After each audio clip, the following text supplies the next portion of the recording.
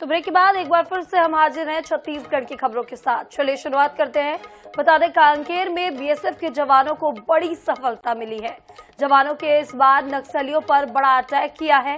छोटे बेटिया के जंगल में हुई मुठभेड़ में 29 नक्सली मारे गए हैं, जिसमें 25 लाख का इनामी नक्सली कमांडर शंकर राव और ललिता भी शामिल हैं। आपको बता दें जवानों ने 29 नक्सलियों के शव बरामद कर लिए हैं। मौके पर बड़ी मात्रा में हथियार भी बरामद किए गए हैं। वहीं हमले में आपको बता दें एक इंस्पेक्टर समेत 3 जवान भी घायल हो गए हैं।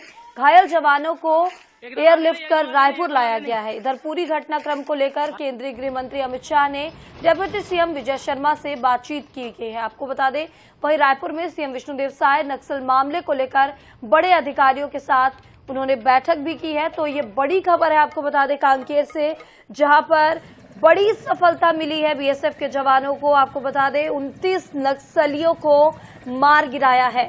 एक्सक्लूसिव खबर है, 29 नक्सलियों के शव भी बरामद कर लिए गए हैं। एक बड़ी सफलता, आपको बता दें एक ऐतिहासिक सफलता मिली है। नक्सलियों को मार गिराने में इनामी नक्सली को भी मार गिराया है और 29 नक्सलियों के शव बरामद किए हैं। तो नक्सली कमांडर ललिता भी ढेर हो चुकी है। 25 लाख रुपए का इनाम था इन लोगों पर। बीएसएफ की कार्रवाई है, बड़ी कार्रवाई है। बीएसएफ के जवानों ने अपना शौर्य दिखाया है छत्तीसगढ़ में और ऐतिहासिक, आपको बता दें 29 नक्सलियों को मार गिराया है। जिला कांकेर की छोटेपेटे थाना क्षेत्र अंतर्गत बिनागंडा कोरोनर इलाके में प्रतिबंधित एवं गैर कानूनी सीपीओ माओवादी संगठन की सीनियर कैडर्स की उपस्थिति की आसूचना पर डीआरजी एवं बीएसएफ का बल रवाना किए गए थे। अभियान के दौरान सर्चिंग के समय माओवादी और सुरक्षा बल के बीच मुठभेड़ हुई। मुठभेड़ के पश्चात इलाके के सर्चिंग के दौरान अब तक 18 माओवादियों का डेड बॉडी रिकवर किए गए थे। काफी बड़ी मात्रा में AK-47, SLR, इंसास एवं अन्य ग्रेडेड वेपन्स 303 जैसा वेपन्स बरामद किए गए थे। अभी भी अभियान जारी है, इसलिए डिटेल जानकारी थोड़ी देर पश्चात विस्तार से दी जाएगी।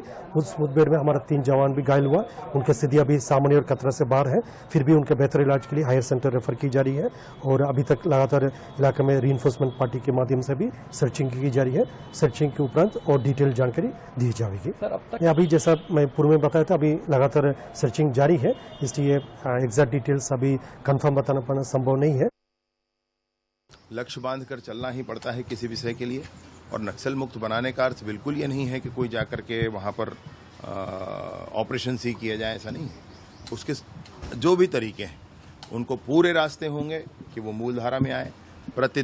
प्रतिदिन समाचार आता है, आज भी 33 लोगों ने लगभग आज समर्पण किया है, और सबका स्वागत है। जो मूलधारा में आ रहे हैं सबका स्वागत है। एक और अच्छी पुनर्वास नीति के साथ फिर सामने आएंगे। वह भी रास्ता होगा, चर्चा का भी रास्ता होगा, अनुबंधों का भी रास्ता होगा, और गांव तक विकास पहुंचाने के लिए जो आवश्यक है करना पड़े वो भी किया जाएगा। बस्तर के आम लोगों के जीवन में परिवर्तन आए, बस्तर का विकास हो, बस्तर के लोगों को शासन की योजनाओं का लाभ मिले, बस्तर के सुदूर अंचलों में भी स्वास्थ्य की, शिक्षा की, ऐसी जो मूलभूत आवश्यकताएं हैं ये पूरी हो।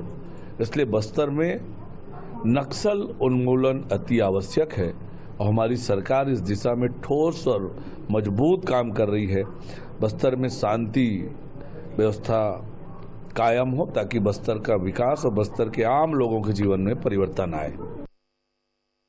छत्तीसगढ़ और देश के इतिहास की सबसे बड़ी घटना मैं इसको मानता हूं, और मैंने बधाई दिया है केंद्र के गृह मंत्री अमित शाह जी के, जिनके निर्णय क्षमता की वजह से आज पुलिस का मनोबल बढ़ा हुआ है। विजय शर्मा जी और पूरी टीम को, पुलिस के जवानों को, डीआरजी के जवानों को जिन्होंने बहादुरी का काम किया, उन पूरी टीम को। और अभी एसपी से भी मेरी बात हुई, एलसिला को भी मैंने बधाई दिया। उनके सारे ऑपरेशन में लगे हुए जवानों को मेरी तरफ से बधाई दें। निश्चित रूप से ये ऐतिहासिक सफलता है, बड़ी सफलता है, और ये एक कदम आगे बढ़े हैं नक्सल हिंसा की समाप्ति की ओर से, जिसके बारे में अमित शाह जी ने कहा था। निश्चित रूप से उस दिशा में छत्तीसगढ़ की पुलिस चल रही है। हाँ, बहुत बड़ी उपलब्धि तो है।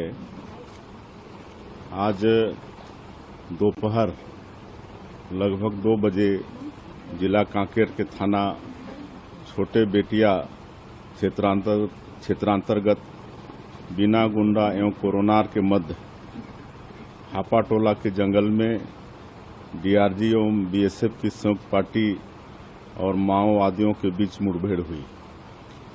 इस मुठभेड़ में अभी तक 29 नक्सलियों के मारे जाने की खबर है। घायलों को अस्पताल में लाया जा रहा है। मुठभेड़ में 3 जवान घायल भी हुए हैं, उनका उपचार किया जा रहा है।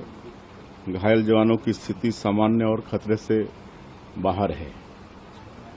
यह ऐतिहासिक सफलता है, अभी तक की सबसे बड़ी सफलता है। इस मुठभेड़ में शामिल सभी जवानों और सुरक्षा अधिकारियों को मैं बधाई देता हूं। तो इसी खबर पर ज्यादा जानकारी के लिए हमारे साथ हमारे सहयोगी राजेश हल्दर हमारे साथ जुड़ चुके हैं। जी राजेश, एक ऐतिहासिक सफलता मिली है बीएसएफ के जवानों को। यहाँ पर आपको बता दें 29 नक्सलियों को मार गिराया है बीएसएफ के जवानों ने। ये पराक्रम अपना दिखाया है उन्होंने। क्या कुछ जानकारी है, कब ये मुठभेड़ की शुरुआत हुई थी, किस तरह से, क्या अभी यहाँ पर और भी कुछ मिलने के आशंका जताई जा रही है और सभी जंगल से बाहर निकल चुके हैं बीएसएफ के जवान? जी, सरकार बदलते ही जो पुलिस बल है वो कहीं ना कहीं नक्सलियों के प्रति जो है वो एक्शन मोड में थी, जिसके बाद यहाँ पर लक्ष्मण केवट जो स्पेशलिस्ट है इनकाउंटर के, जिन्होंने इससे पहले भी 76 इनकाउंटर किए हैं नक्सलियों के, लगभग 47 नक्सलियों के इनकाउंटर कर चुके हैं। उसके बाद उनकी पोस्टिंग पखांजूर में होती है, जिसके बाद लगातार जो है वो सर्चिंग अभियान जारी रहता है। उनके अनुयायी में, उनके अगुवाई में एक टीम बनती है, जिसके बाद डीआरजी की टीम और जो बीएसएफ के जवान हैं वो हापाटोला के जंगल में जाते हैं, जहां पर उनको सूचना मिलती है कि वहां पर नक्सलियों के जमावड़े की खबर उनको मिलती है। जिसके बाद यहाँ पर पूरी टीम जाती है। चूंकि उनको पहले का भी एक्सपीरियंस था, जिसकी वजह से पूरी टीम जो है वो जाकर धावा बोलती है, और जिसमें 29 नक्सलियों की जो है वो मृत्यु हो जाती है। शवों को लाया रात को ही लाया गया था बेटिया थाना, जिसके बाद पखांजूर थाना लाया गया और पखांजूर से शवों को कांकेर के लिए रवाना कर दिया गया है, जहां पर आज प्रेस कॉन्फ्रेंस होनी है। कहीं ना कहीं यहाँ पर जो है बहुत बड़ी उपलब्धि है। यहाँ पर जो शीर्ष नक्सली कमांडर थे शंकर राव और ललिता, जिनका बड़ा नाम चलता था यहाँ पर, वो भी इस मुठभेड़ में ढेर हो चुके हैं।